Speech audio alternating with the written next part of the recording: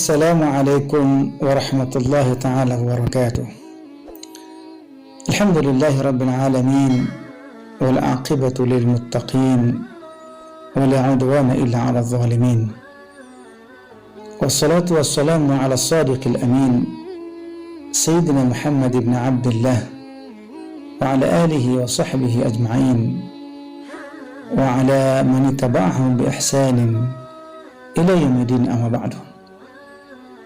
Marilah kita bersyukur kepada Allah Subhanahu wa Ta'ala atas segala rahmatnya, karunia, hidayah dan inayah yang Allah Subhanahu wa Ta'ala berikan kepada kita. Kita berdoa kepada Allah, mudah-mudahan kita diberikan kemudahan untuk beribadah kepadanya, khususnya di hari-hari terakhir di bulan Ramadan ini.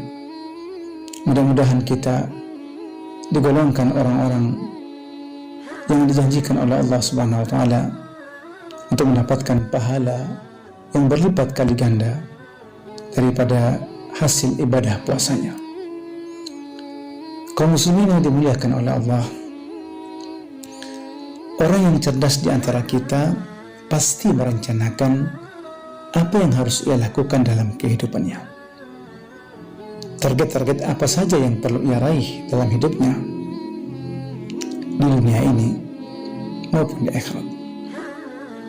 Pertanyaannya adalah, sudahkah kita merencanakan kehidupan kita di akhirat? Allah Subhanahu wa Ta'ala berfirman, "Ya ayyuhalladzina amanu taqullaha wal tanzur nafsum ma qaddamat lighad. Wattaqullaha innallaha khabirun bima ta'malun." Hai orang-orang yang beriman, bertakwalah kamu kepada Allah, dan hendaklah setiap diri memperhatikan apa yang telah dia perbuatkan untuk hari esok. Dan bertakwalah kepada Allah, sesungguhnya Allah Maha mengetahui apa yang kamu kerjakan. Quran Surat Al-Hasyr ayat ke-18. Rasulullah SAW menjelaskan bahwa orang yang cerdas itu adalah orang yang merencanakan kehidupan akhiratnya. Al-kayyisu man dana nafsahu wa 'amila lima ba'dal maut. Orang yang cerdas ialah siapa saja yang dapat menundukkan jiwanya agar selalu taat kepada Allah dan senantiasa beramal untuk hari akhirat sesudah kematiannya. Oleh karena itu, kaum muslimin rahimakumullah, marilah kita merencanakan kehidupan akhirat kita, yaitu agar pahala daripada amal kebaikan yang kita lakukan di dunia ini berkelanjutan walaupun kita telah meninggalkan dunia ini. Kita ingin meraih apa yang dijanjikan oleh Allah Subhanahu wa Ta'ala dalam surat Yasin ayat yang ke-12. Allah berfirman, "Inna nahnu nuhyil mauta wa naktubu ma qaddamu wa atharahum wa kulla syai'in ahsaynahu fi imamin mubin." Sesungguhnya kami menghidupkan orang-orang mati dan kami menuliskan apa yang telah mereka kerjakan dan bekas-bekas yang mereka tinggalkan setelah mereka mati, dan segala sesuatu kami kumpulkan dalam kitab hidup yang nyata, yaitu Lauhul Mahfuz.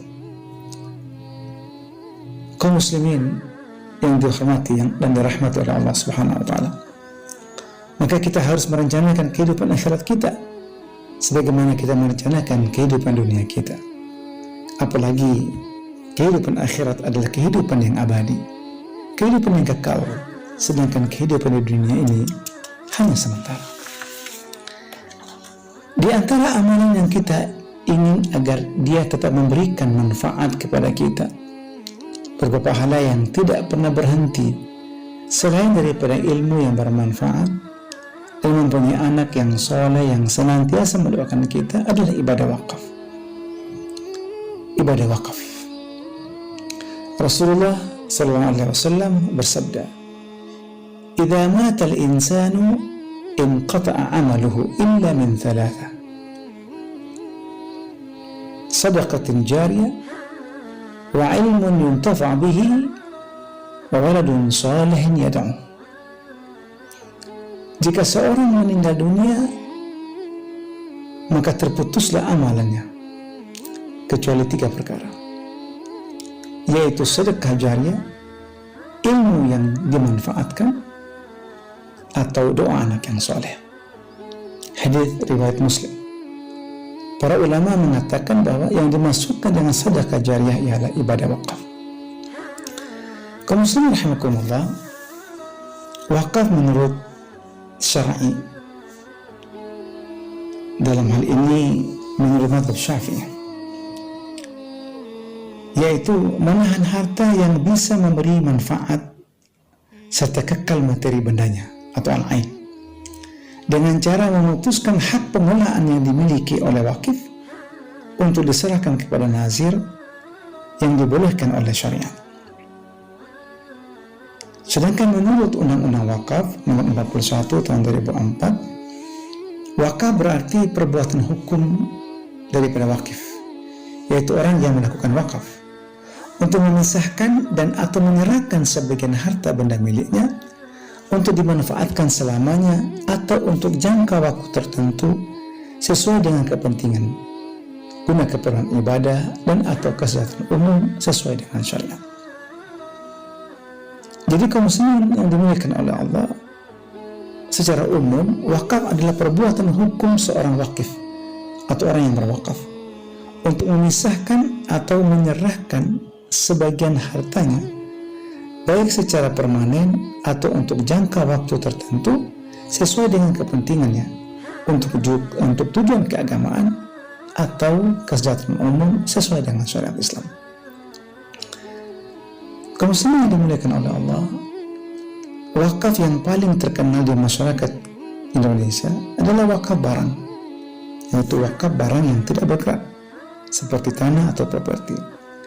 Namun tidak semua kita memiliki tanah dan properti, maka syariat membolehkan kita untuk berwakaf dengan barang yang tidak bergerak seperti wakaf uang, dan ini adalah area wakaf yang sangat luas. Kaum muslimin yang dimuliakan oleh Allah, ada 2 istilah perwakafan terkait wakaf uang, yaitu wakaf uang dan wakaf melalui uang. Wakaf uang adalah berupa uang dalam bentuk rupiah yang dikelola secara produktif. Hasilnya dimanfaatkan untuk mauquf alaih, yaitu penerima manfaat hasil wakaf. Pada dasarnya penghimpunan wakaf yang dilakukan dengan menyebutkan atau menyampaikan program-program pemberdayaan atau peningkatan kesejahteraan umat atau mauquf alaih. Namun demikian dapat juga disebutkan jenis atau bentuk investasinya. Misalnya untuk usaha retail, hanya saja tetap terbuka untuk jenis investasi lainnya. Sementara wakaf melalui uang adalah wakaf dengan memberikan uang untuk dibelikan atau dijadikan harta benda tidak bergerak atau harta benda bergerak sesuai yang dikehendaki wakif atau program atau proyek yang ditawarkan kepada wakif, baik untuk keperluan sosial keagamaan maupun untuk produktif atau investasi. Nah, dalam menghimpun wakaf melalui uang harus disebutkan peruntukannya, misalnya untuk membangun masjid, baik untuk membeli semen atau bahan material lainnya. Berwakaf melalui uang, kaum muslimin rahimakumullah, untuk keperluan membangun masjid adalah wakaf yang pahalanya luar biasa di sisi Allah. Rasulullah SAW menerangkan bahwa Allah akan memberikan balasan yang luar biasa kepada orang yang membangun masjid atau yang berpartisipasi dalam membangun masjid, walaupun hanya menyumbang 1 bata. Dari Jabir bin Abdullah radhiyallahu anhu, Rasulullah SAW bersabda, "Man bana masjidan lillah kamafhasi qatatin aw asghara banallahu lahu baitan fil jannah." Siapa yang membangun masjid karena Allah, walaupun hanya selubang tempat burung bertelur atau lebih kecil, maka Allah akan bangunkan baginya rumah di surga. Hadits riwayat Ibnu Majah. Dalam hadits yang lain, Rasulullah SAW bersabda, "Man bana masjidan lillah banallahu lahu fil jannati mithlahu." Siapa yang membangun masjid karena Allah, maka Allah akan membangun baginya semisal pun itu juga di surga. Hadits riwayat Bukhari dan Muslim. Maka kaum muslimin rahimakumullah, marilah kita bersegera berwakaf. Jika kita diajak untuk mewakafkan sebagian daripada harta kita bagi kepentingan pembangunan masjid. Semoga Allah Subhanahu wa taala menjadikan kita orang-orang yang pandai memanfaatkan harta yang Allah berikan kepada kita untuk kehidupan kita di akhirat dengan cara mewakafkan sebagian daripada harta kita. Wassalamualaikum warahmatullahi taala wabarakatuh. Kami keluarga besar SDIT Al-Bikri Pekanbaru mengucapkan